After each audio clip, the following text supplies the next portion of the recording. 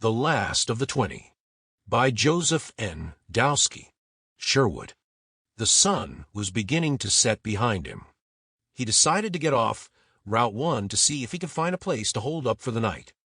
He entered a side road of single-family suburban homes.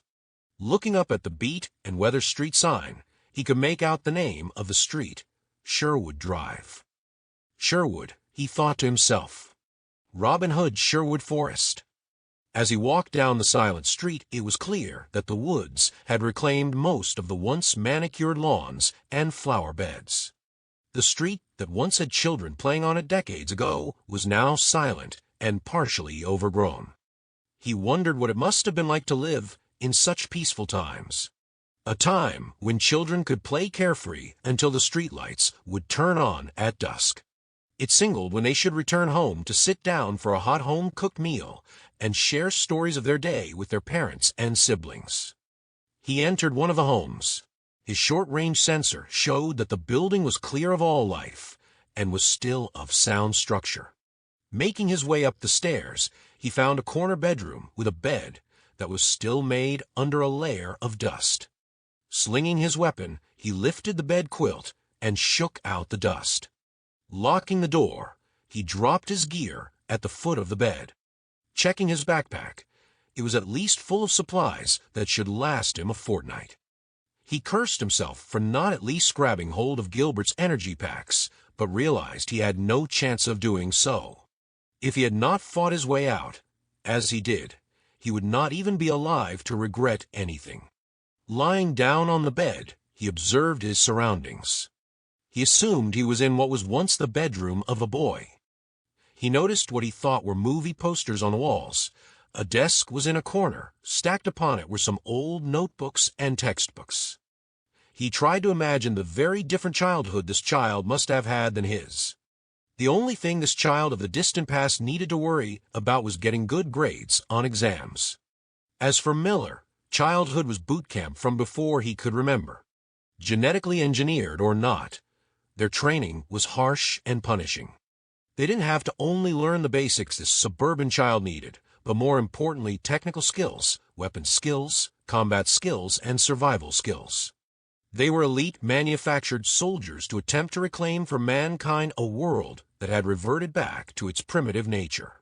The Chinese astronomical losses in blood and treasure, due to its dragged-out Taiwanese war of reunification, led to unexpected historical levels of domestic unrest. Too many families had lost their only grandsons to a war that was not being speedily won as the party had promised. The Chinese Communist Party could not fight the coalitions of nations that came to Taiwan's aid and maintain domestic security against their own people. The majority of the large Chinese navy rested at the bottom of the Taiwan Strait and South China Sea. Their air force and air bases were decimated. Their missile forces were depleted and industry destroyed.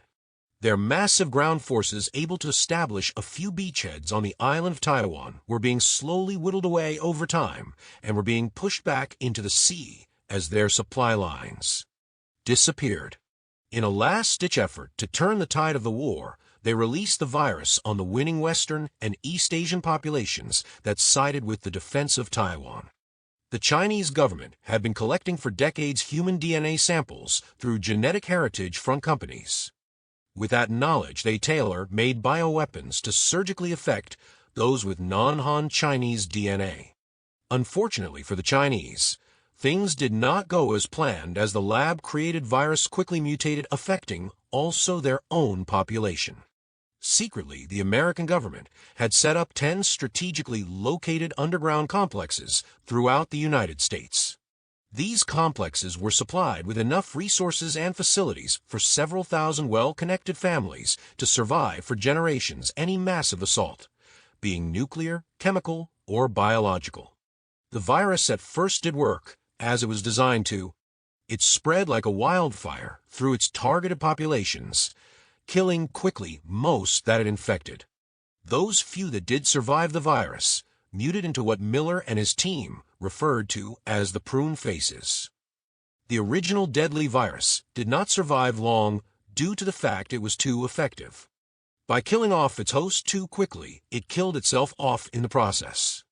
The mutated version, though, did survive and flourished in most freshwater sources.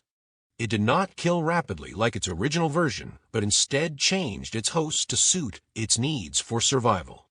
The infected humans became extremely sensitive to light, only able to venture far on the surface on moonless nights.